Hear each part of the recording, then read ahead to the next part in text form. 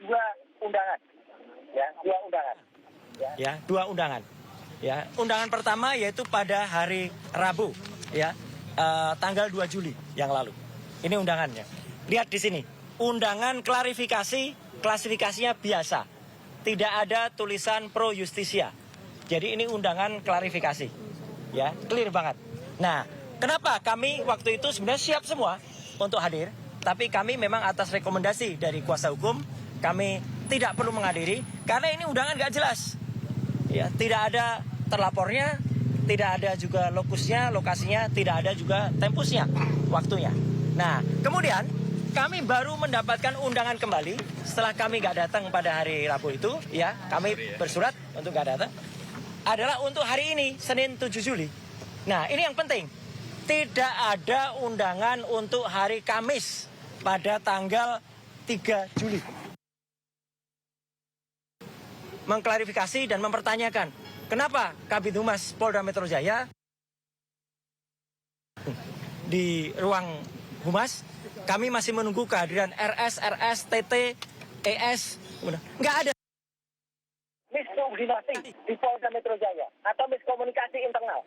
Gimana mereka mau kami kalau komunikasi internal di antara mereka itu buruk sekali. Ya. Jadi tidak ada undangan untuk hari Kamis.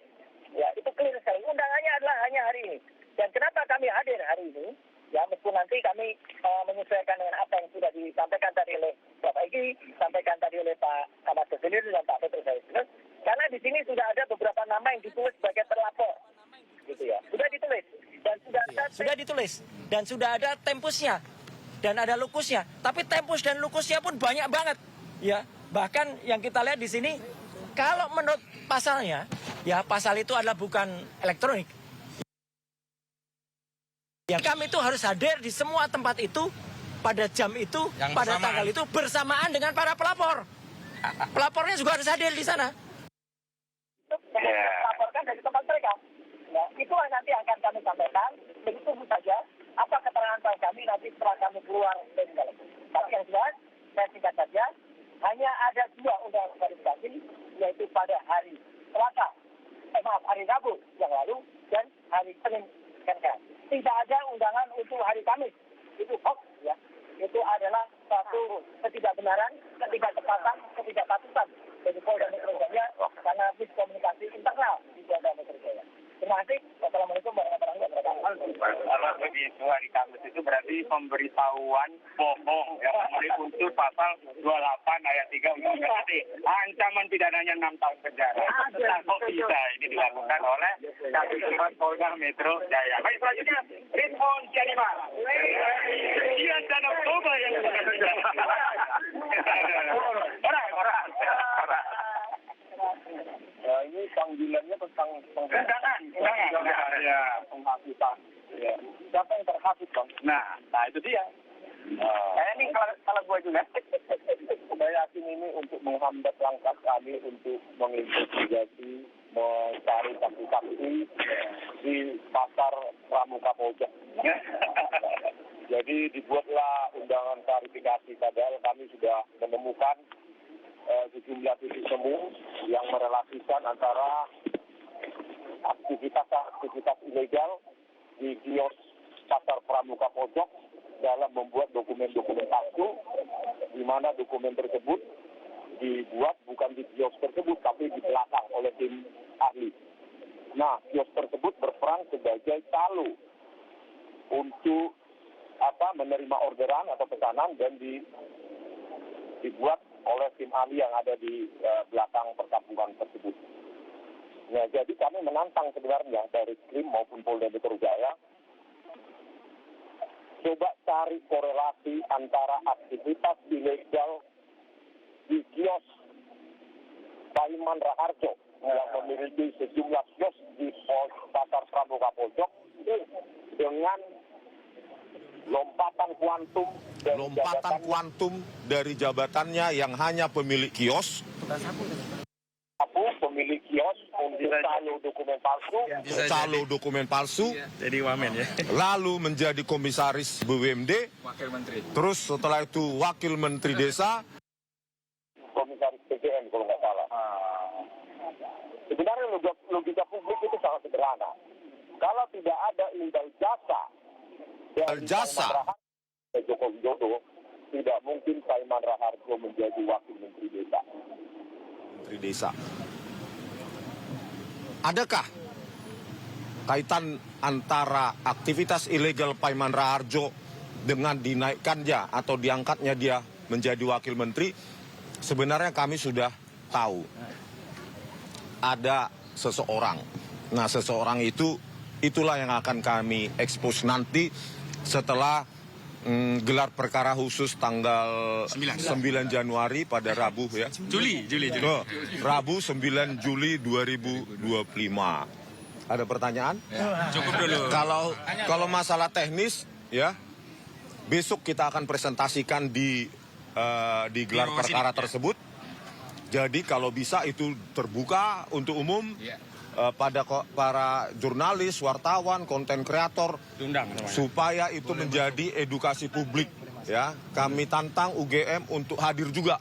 Bahkan Jokowinya. Pak Jokowi juga hadir dong, bawa ijazahnya, apakah buatan UGM atau buatan pojok pramuka pojok.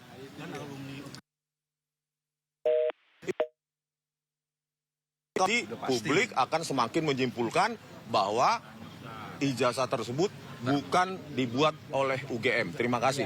Kalau Bang Rismon besok nggak boleh masuk gimana? Nanti dulu ya, nanti dulu. Biar semua dulu ya. Rizal Fadilah, ini beliau juga yang diundang dalam proses ini, terpanggil. Ya geseran aja ya, mengingat view-nya udah di tengah biar gak tinggi. Sebelah kiri. Ya, yang pertama tentu saja kami pembuktian, kami menghargai proses hukum. Tapi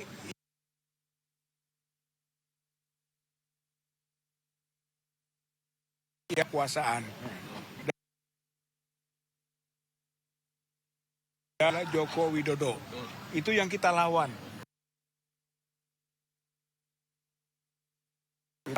Yang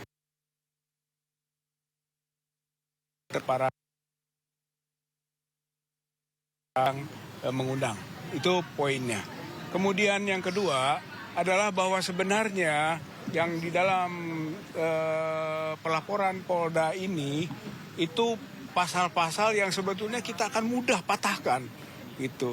160 penghasutan. Penghasutan itu delik material. Harus ada bukti dulu peristiwa pidananya. Dan itu nggak ada. Kita bisa buktikan.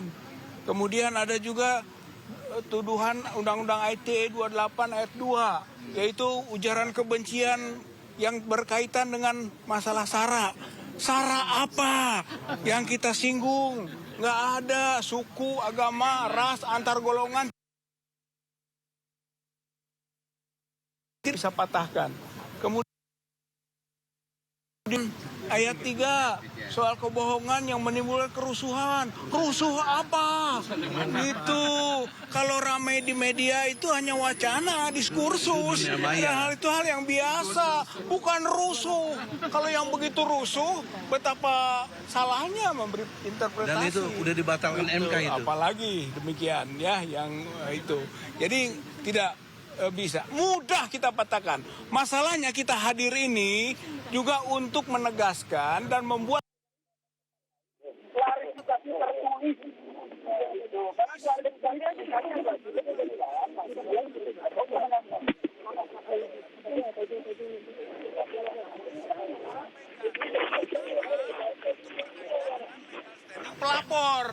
Pelapor ini tidak punya kepentingan, tidak ada hubungan dengan soal ijazah palsu, bukan korban, bukan orang yang dirugikan. Gitu, sedangkan masalah kita semua ini, masalah dugaan ijazah palsu yang dilakukan oleh Joko Widodo. Itu yang diproses di Bareskrim saat ini. Jadi sebetulnya yang harus diproses kriminal adalah Joko Widodo. Dan itu yang sedang kita upayakan maksimal sampai ke proses gelar perkara khusus. Itu dalam rangka mendorong agar pelaku kriminal Joko Widodo itu sampai ke proses peradilan. Itu. Sementara kita bukan pelaku kriminal ini yang dilaporkan ini. Makanya kita sebut kriminalisasi. dikriminalkan. Itulah yang kita lawan. Jangan sampai rakyat bangsa Indonesia nanti dengan mudahnya dilapor-laporkan orang yang lewat begitu saja. Saya kira ini poin pentingnya ya, sehingga harapannya mudah-mudahan gitu kan, melalui hadir kita menghormati hukum, kemudian menyampaikan klarifikasi baik lisan maupun tertulis, itu adalah dalam rangka mendudukan proporsi yang sebenarnya. Yang jelas kita melawan ketidakadilan, kita melawan ketidakbenaran, kita melawan ketidakjujuran yang mengatasnamakan hukum. Untuk itulah kita berjuang. Allahu Akbar. Allahu Akbar. Allahu Akbar. Assalamualaikum warahmatullahi wabarakatuh. Baik, selanjutnya juga terundang Bu Kurnia Tri Royani. Mau agak istirahat dulu atau tetap berkenan di sini? Silakan. Ya. Bismillahirrahmanirrahim. Assalamualaikum warahmatullahi wabarakatuh. Warga bangsa Indonesia seluruhnya, kami ingin mengatakan bahwa penyelidikan itu adalah serangkaian kegiatan yang dilakukan oleh penyelidik untuk menemukan peristiwa pidana. Oleh karena itu, serangkaian kegiatan tersebut tidak boleh lari dari Kitab Undang-Undang Hukum Pidana dan Kitab Undang-Undang Hukum Acara Pidana. Ya, undangan itu berbeda dengan panggilan. Ya, karena kalau kita bicara soal klarifikasi atau undangan ini tidak dikenal dalam kitab-kitab Undang-Undang Hukum Acara Pidana dan KUHP. Ini merupakan aturan internal ya. Mungkin dimaksudkan untuk mempermudah penyelidikan, karena kalau melalui penyelidikan akan sangat lama.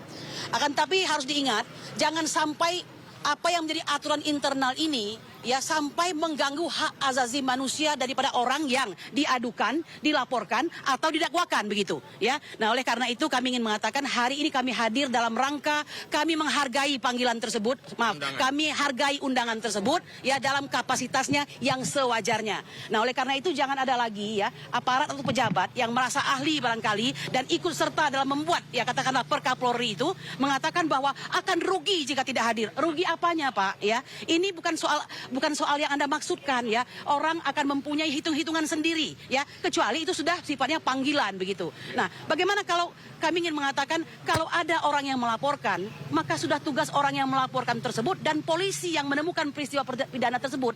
Jadi janganlah kami yang diberi beban untuk membuktikan lalu mengakui ini aneh dan janggal. Bagaimana kalau undangan tersebut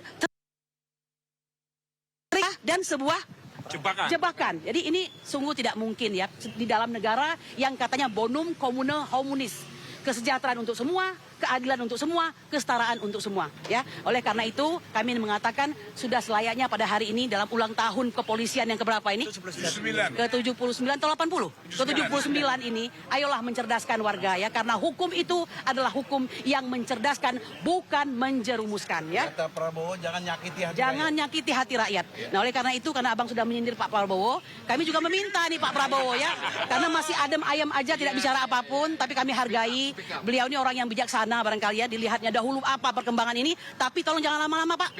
Ya, kalau itu merupakan suatu kesalahan, notorious, ada orang yang senantiasa mempunyai sikap dan tingkah laku untuk menyalahi akidah, maka itu harus segera dilawan, dihentikan Pak ya. Ini yang bisa kami sampaikan. Apalagi rakyat sudah disakiti. Apalagi rakyat sudah disakiti ya, dan banyak bukti-bukti menyakiti tersebut. Terakhir kami ingin mengatakan sudah selayaknya Dumas kami yang seharusnya ada laporan, itu laporan ya, tapi dihargai hanya sebagai Dumas. Dan dari Arif nih salah satu kawan kami mengatakan pada saat dilakukan pelaporan itu luar biasa dipontang-panting hampir 8 jam. Lalu bagaimana Anda menyikapi laporan dari Karim Rahayaan ya, Luce apa sebetulnya namanya? Adi Darmawan dan semuanya ada 5 orang itu ya. Kok sedemikian rupa Anda proses? Apakah sudah cukup segala macam bukti dan segala macam, kok enak sekali langsung jadi laporan ya. Dan kami mohon maaf, kami juga mengerti hukum, kami tidak mau Anda jadikan kami sebagai kuda tunggangan ya. Nah, oleh karena itu kami mengatakan sudah selayaknya tegakkan hukum ya, bonum commune homunis. Demikian, subhana rabbika rabbil izzati amma yasifun, wassalamu walhamdulillahi rabbil alamin. Merdeka. Saya bisanya we walk the talk, not only talk the talk.